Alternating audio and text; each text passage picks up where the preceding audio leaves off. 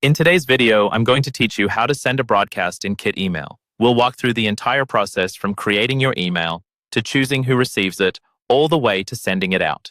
By the end, you'll feel confident sending a broadcast to your audience without worrying that you've missed anything important. First, let's create your draft. In your Kit email account, head over to the Send section, then choose Broadcasts. This is where all of your one-time email blasts live, separate from your automated sequences. In the top right corner, click the New Broadcast button to start a fresh email. Kit will now ask how you want to begin.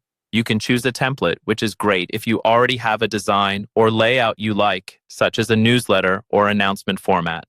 Templates help keep your branding consistent and save you time.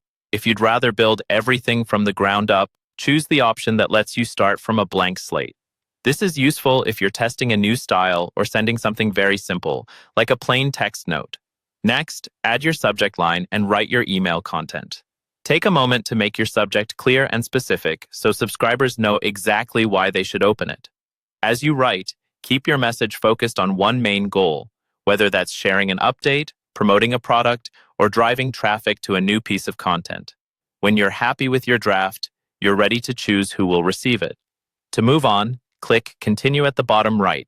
You'll now see the question, who would you like to send this to? By default, Kit selects all subscribers.